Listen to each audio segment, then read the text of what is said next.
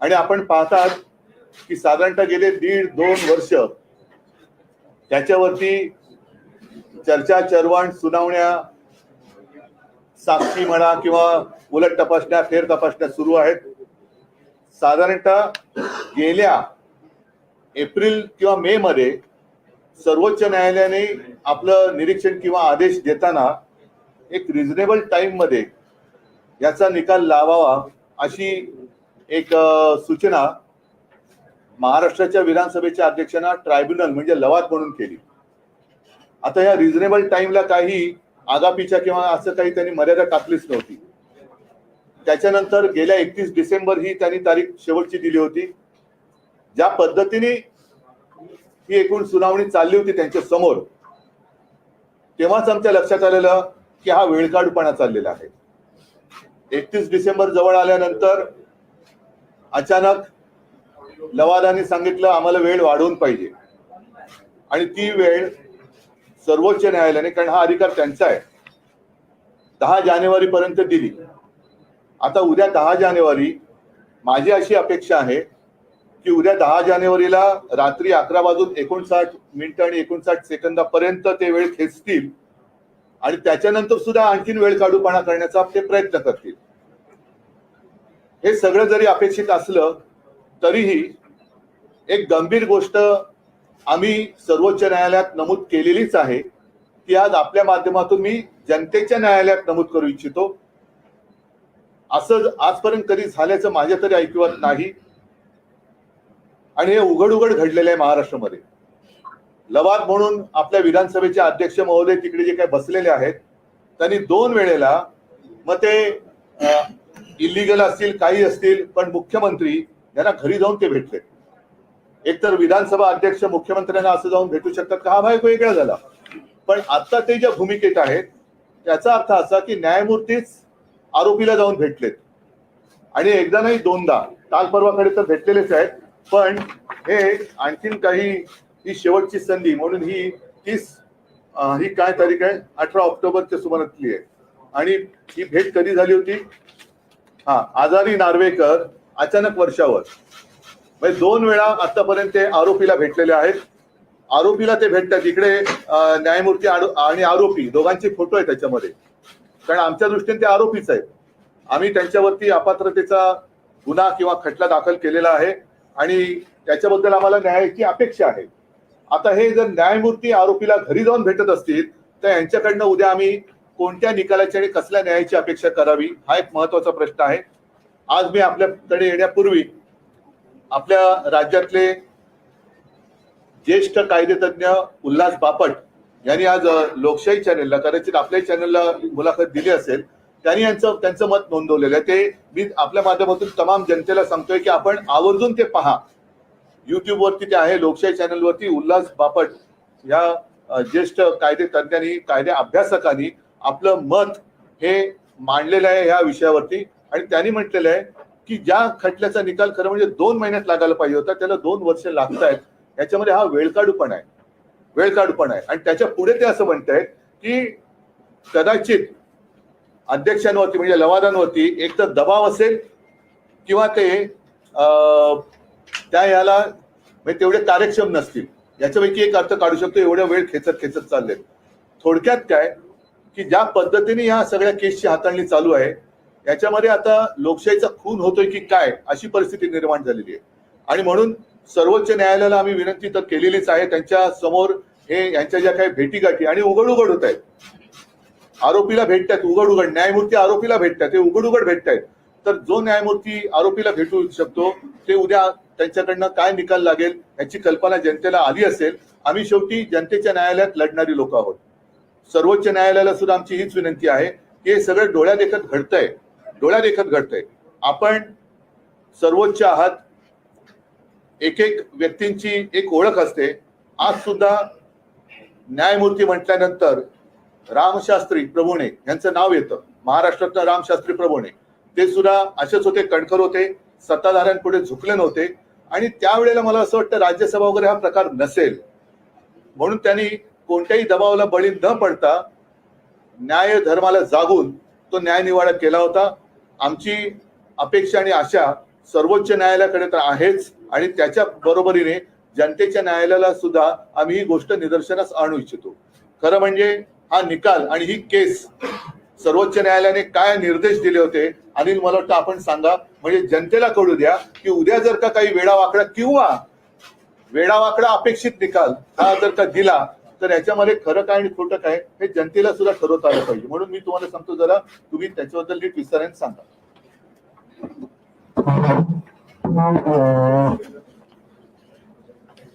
आपल्याला माहितच असेल, मे 2023 मध्ये जे डिस्क्वालिफिकेशन पिटिशन आम्ही फाईल केलं होतं आणि सुभाष देसाई साहेबांनी जो अर्ज केला होता, यावर सुप्रीम कोर्टाने जो निकाल दिला होता, या निकालात काही प्रमुख मुद्दे दिले होते आणि सुप्रीम कोर्टाने हे प्रकरण अध्यक्षांकडे सुपूर्द करताना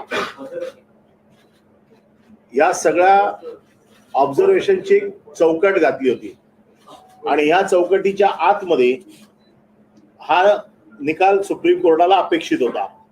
आणि हे चौकटी घालताना जे मुद्दे सुप्रीम कोर्टाने त्या पिटिशनला, कारण हे पिटिशन 7 ते 8 महिने चाललं आणि प्रत्येक गोष्टीवर तिकडे सविस्तर चर्चा झाली, तिकडे सविस्तर युक्तिवाद झाला आणि सगळ्या युक्तिवादानंतर सुप्रीम कोर्टाने जे मुद्दे अधोरेखित केले होते, केवळ त्याच मुद्द्यावरती लवादाने फक्त विचार करून निर्णय देणं अपेक्षित आहे.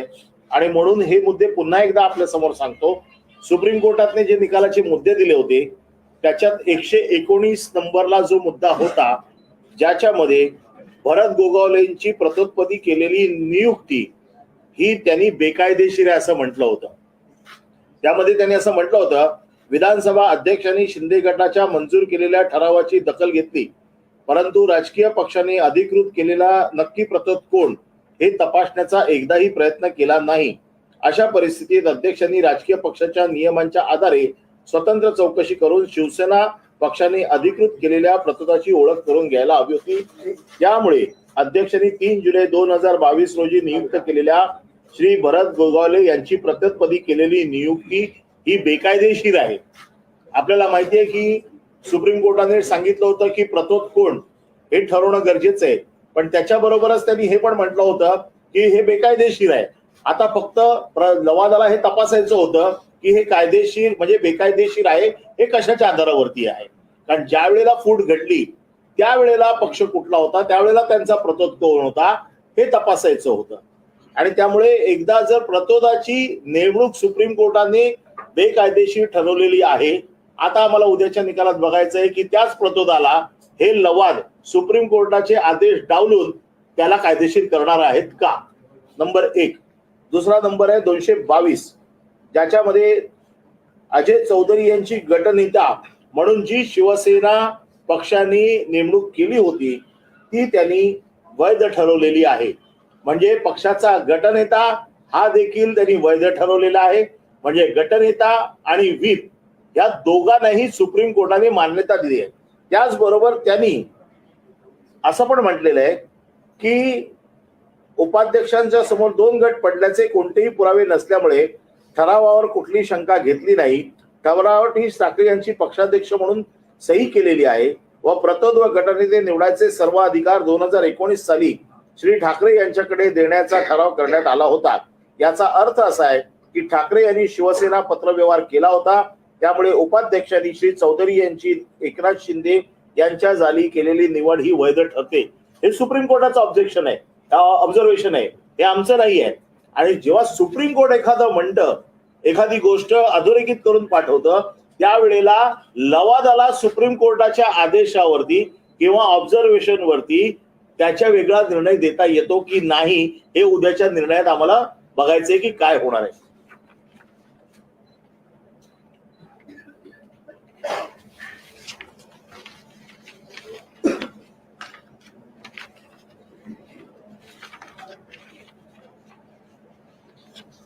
एकशे 23 नंबर 22 जून 2022 रोजी केलेला ठराव हा विधिमंडळ पक्षातील एका गटाकडून करण्यात आला होता व अध्यक्षांनी कोणतीही शहानिशा न करता राजकीय पक्षाच्या इच्छेविरोधात परिशिष्ट 10च्या अगदी विरोधात होता. त्यामुळे अध्यक्षांनी शिंदे यांची केलेली निवड ही अवैध ठरते. हे सुप्रीम कोर्टाचं ऑब्झर्वेशन आहे, हे सुप्रीम कोर्टाने म्हटलेलं आहे. आणि सुप्रीम कोर्टाने हे म्हणताना पूर्ण युक्तिवाद ऐकलाय दोन्ही पक्षांचा, आमचा देखील विरोधी पक्षाचा देखील, आणि शेड्यूल 10 मध्ये हे बसत नाही हे सुप्रीम कोर्टाने अतिशय स्पष्टपणे सांगितलेलं आहे. त्याचबरोबर पक्ष, निवडणूक आयोगाने पक्ष कुठला ठरवायचा याच्या बाबतीत देखील स्पष्ट सूचना दिल्या होत्या. त्यामध्ये त्यांनी असं म्हटलं होतं की आयोगाने संघटनेतील बहुमत, घटना व इतर चाचण्यांचा देखील आधार घेतला होता, घ्यायला हवा आहे. म्हणजे याचा अर्थ सुप्रीम कोर्टाने निवडणूक आयोगाला देखील सांगितलेलं आहे की पक्ष कोणाचा हे ठरवणं त्यांना या ज्या काही त्याचे जे काही मेजर्स आहेत ते सगळे तपासून घेतले पाहिजेत. हे न करता ह्या सगळ्या गोष्टी घडलेल्या आहेत. उद्याच्या निकालामध्ये आम्हाला अपेक्षित आहे किंवा सुप्रीम कोर्टाच्या बाबतीतला जो निर्णय जनतेसमोर आलेला आहे, सगळ्या जनतेला अपेक्षित आहे की त्याप्रमाणे सुप्रीम कोर्टाने दिलेल्या गाईडलाईनच्या प्रमाणे हा निर्णय व्हावा. आणि म्हणून शेड्यूल 10 ज्याच्या आधारावरती 21A 21B याच्या खाली ज्या पिटिशन्स होत्या, या दोन्ही पिटिशन्स मध्ये 10व्या अनुसूचीचं उल्लंघन झालेलं आहे. आणि म्हणून आमची अशी अपेक्षा आहे, किंबहुना महाराष्ट्रातील जनतेची अशी अपेक्षा आहे की सुप्रीम कोर्टाने दिलेल्या गाईडलाईन प्रमाणे हा निर्णय व्हावा. परंतु काल साहेबांनी जसं सांगितलं, दोनदा मुख्यमंत्र्यांच्या भेटीला अध्यक्ष जातात. अध्यक्ष कधी मुख्यमंत्र्यांच्या भेटीला जात नाही. अध्यक्षांना जर बोलवायचं असेल तर ते मुख्यमंत्र्याला बोलवतात. त्यांचं स्वतःचं जरी कुठलंही काम असेल, कदाचित असं सांगितलं जातंय की माझ्या मतदारसंघातली कामं बंद आडाव होत नाहीत, त्याच्यासाठी अधिकाऱ्यांना बोलवावं लागतं. मुख्यमंत्र्यांच्या कार्यक्रम सूचीमध्ये एक कार्यक्रम लिहिला जातो की आज यांच्या मतदारसंघातील बैठकींचा आढावा आहे. अशी कुठलीही नोट किंवा अशी कुठलीही सूची किंवा अशी कुठलीही त्याचा कार्यक्रमाचा तपशील काल जाहीर झाला नाही. या दोन्ही बैठका गुप्त झालेल्या आहेत. त्याच्यामुळे आता जसं साहेबांनी सांगितलं की आरोपीच, कारण हे आरोपी आहेत, 16 नंबर मध्ये यांचा नंबर 1 आहे. 16 जणांच्या विरोधात जे आम्ही पिटिशन केलं त्याच्यात यांचा नंबर 1 आहे. त्याच्यामुळे त्याच्यातलेच आरोपी ज्या वेळेला भेटायला जातात तर त्यावेळेला या सगळ्या गोष्टींवरती प्रश्नचिन्ह उभं राहते. साहेबांनी जसं सांगितलं की महाराष्ट्राच्या जनतेला, हे तर मी पूर्णपणे सविस्तर सगळे मुद्दे सांगितले नाहीत, परंतु जे मुद्दे उद्याच्या निकालात अपेक्षित आहेत, जे सुप्रीम कोर्टाच्या गाईडलाईन प्रमाणे, तेवढ्या मुद्द्यांचा फक्त आम्ही उहापोह केलेला आहे. आणि आमची अशी अपेक्षा आहे की सुप्रीम कोर्टाच्या गाईडलाईन प्रमाणे उद्याचा निर्णय होईल. या दोघांची भेटी संदर्भात आक्षेप घेत आपण सुप्रीम कोर्टात देखील एक ऍफिडेव्हिट दाखल केलं. आम्ही काल सुप्रीम कोर्टात एक ऍफिडेव्हिट दाखल केलेला आहे, कारण सुप्रीम कोर्टाच्या निदर्शनास आणणं हे गरजेचं होतं. आणि म्हणून काल आम्ही ऍफिडेव्हिट फाईल केलंय की अशा प्रकारे न्यायाधीश ज्या वेळेला, कारण ते न्यायाधीशाच्या भूमिकेत आहेत, न्यायाधीश आरोपीला भेटायला जाणं, न्यायाधीश आणि आरोपीची मिलीभगत आहे का अशा प्रकारे मिलीभगत असेल तर हा कोणाचा वैयक्तिक खटला नाहीये. हा देशात पुढे लोकशाही जिवंत राहणार आहे की नाही, का हे दोघेही मिळून लोकशाहीचा खून करणार आहेत, ते उद्याच्या निर्णयावरनं जाहीर होईल. राहुल गांधी का 2 बार, एक मिनिट सर, मैंने बीच में टोका. अनिल जी आपको जो और आगे म्हणून हा जो विषय होता हा फार गंभीर होता. म्हणून काल आम्ही याच्या बाबतीमध्ये ताबडतोब सुप्रीम कोर्टाच्या निदर्शनाला हे आणून दिलेलं आहे. आता या बाबतीत सुप्रीम कोर्ट आपला निर्णय घेईल की सुप्रीम कोर्टाला देखील याची गंभीर दखल घ्यावी लागेल की अशा प्रकारे आरोपी आणखी न्यायाधीश हे जर भेटत असतील, आजपर्यंत असं कधी झालेलं नाहीये. आणि याच्यावरती सुप्रीम कोर्टाकडनं आमच्या अपेक्षा आहेत की सुप्रीम कोर्ट हे प्रकरण फार गंभीरपणे घेईल. राहुल नार्वेकर मुख्यमंत्री से मिले हैं, आपको लग रहा है आपका जो फैसला संभव? राहुल नार्वेकर 2 बार मुख्यमंत्री से बैठक बताई जा रही है, कल फैसला संभवतः आ सकता है. आप किस तरह से देखते हैं, क्या उम्मीद कर रहे हैं? हमें आशंका है, क्योंकि सिर्फ स्पीकर और मुख्यमंत्री ऐसी ये मीटिंग नहीं थी, और वैसी भी अगर मीटिंग करनी हो तो कभी, मैं भी मुख्यमंत्री था, कभी स्पीकर उठकर मुख्यमंत्री के यहाँ नहीं जाते, वो मुख्यमंत्री जी को बुला लेता है. लेकिन अब ये दोनों जो है सिर्फ मुख्यमंत्री और स्पीकर नहीं है. स्पीकर जो है वो ट्राइब्यूनल है और मुख्यमंत्री का आरोपी है. तो क्या एक जज जिनके ऊपर आरोप है उनको मिल सकता है क्या? तो यही एक आशंका आती है कि क्या इन दोनों की मिलीभगत तो नहीं है. और सिर्फ मिलीभगत कोई व्यक्तिगत रूप में ये केस नहीं है. देश में प्रजातंत्र रहने वाला है या नहीं है, या दोनों मिलकर प्रजातंत्र की हत्या करने की साजिश कुछ कर रहे हैं, कोशिश कर रहे हैं, ऐसे तभी निकाला जा सकता है. और इसलिए जैसे मैंने कहा कि आज और कल ही हमने सुप्रीम कोर्ट के सामने एक एफिडेविट दिया है और जिसमें दो बार वो मिले, एक बार नहीं 2 बार मिले हैं। वो उसमें हमने लिखा है कि आप भी उसमें देखो और मैं आपके माध्यम से जो जनता की अदालत है, क्योंकि जनता सर्वश्रेष्ठ होती है और उसीलिए हम लड़ रहे हैं। जनता का अधिकार अगर कोई छीनता है तो हम तो वो बर्दाश्त नहीं करेंगे और जनता की अदालत में हम आपके माध्यम से जाना चाहते हैं कि ये देखो क्या हो रहा है और इसका नतीजा। जैसे एक पिछले 2 साल से एक केस चलती आई है, कोई आवश्यकता नहीं थी। ये तो सीधी केस है और कुछ जो घटना तज्ञ है वो बार बार अपनी राय इस बारे में रख रहे हैं। और आज भी जो एक हमारे महाराष्ट्र के ज्येष्ठ कायदे तज्ञ है उल्लास बापट, उनकी एक रिएक्शन मैंने देखी लोकशाही चैनल पर, शायद आपके चैनल पर भी वो आई होगी। तो मैं पूरी जनता को एक रिक्वेस्ट करता हूँ, आप वो देखिए उनकी राय क्या है। और इतना समय इसमें बर्बाद हो गया है, ये तो इलीगल गवर्नमेंट है, जो सुप्रीम कोर्ट ने भी कहा है। तो इलीगल गवर्नमेंट के हाथों में 2 साल तक महाराष्ट्र का भवितव्य रखना ये बहुत ही खतरनाक बात है। और कल क्या होगा या कल क्या हो सकता है, तो ये 2 बार जो मिले हैं ये मिलीभगत भी हो सकती है, प्रजातंत्र की हत्या करने की साजिश शायद हो गई।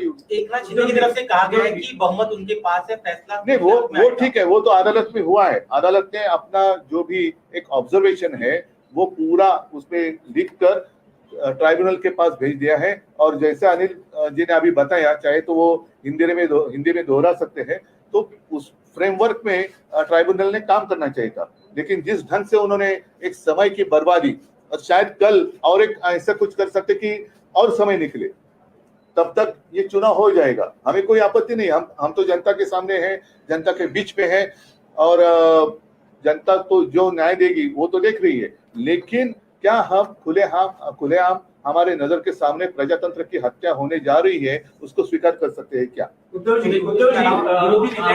आमदार अपात्रता प्रकरणी निकाल यायला अवघे 24 तास उरले असताना तुमच्या पक्षाचे आमदार रवींद्र वायकर यांच्या घरी नाही, त्याच्यावरती एक मिनिट, त्याच्यावरती मी राजन विचारे यांच्या घरी जाण्यात संबंध पाहता का? मी याच्यावरती जास्त बोलणार नाही, पण एकच आहे की राम मंदिराचं निर्माण होतंय, शेवटी जुलमी अत्याचार करणाऱ्यांचा अंत हा केलाच पाहिजे, ही शिकवण देणाऱ्या रामाचं मंदिर उभं राहते। त्याच्यामुळे या जुलमी अत्याचारी राजवटीचा शेवट जनता करेलच, त्याच्याबद्दल मी नंतर बोलेन। आणि म्हणून तर आपण त्याला प्रभू श्रीराम किंवा भगवान कृष्ण मानतो, तर त्याच्यावरती मी नंतर बोलेन, आता त्याच्यात मी जात नाही। पण या जुलुमशहांचा निपात जनता करेल। तीच शक्यता आहे, एक आपले आमदार अपात्र होतील, एक एकनाथ शिंदेचे अपात्र होतील, जे न्याय असेल, न्यायाने जे व्हायचं असेल ते उद्या आमची काही हरकत नाही। तिसरी शक्यता अशी आहे की अध्यक्ष हा सर्व निकाल सर्वोच्च न्यायालयाकडे पाठवू शकतात, कारण जर आपले आमदार अपात्र केले तर आपल्याला सहानुभूती मिळू शकते, अशी देखील एक चर्चा आहे। नाही, मी सहानुभूतीवरती राजकारण करणार नाहीये, मी न्यायावरती राजकारण करणार आहे, न्यायावरती आहे। कारण ही लढाई माझी लढाई नाहीये, जनतेची लढाई आहे, जनतेच्या भवितव्याची आहे। आणि लोकशाहीचा खून हे दोघं मिळून करतायत का हे उद्या आपल्याला कळेल, आणि कदाचित हीच शक्यता आहे की आणखीन वेळ काढूपणा, कारण त्यांना खेचायचं त्यांनी खेचलं, उद्या 4 वाजता ते निकालाचं वाचन करायला सुरुवात करतील।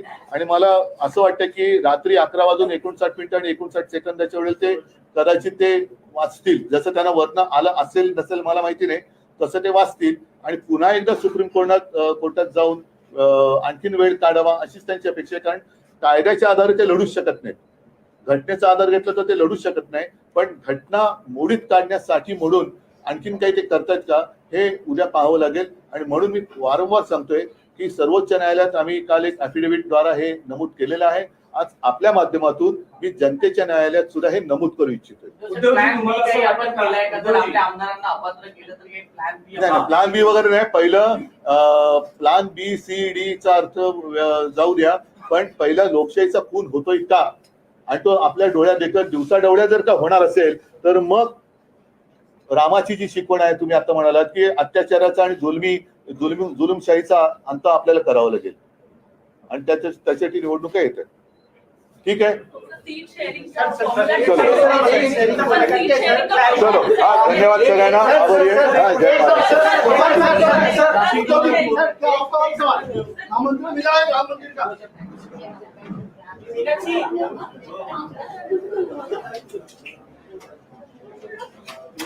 नेक्स्ट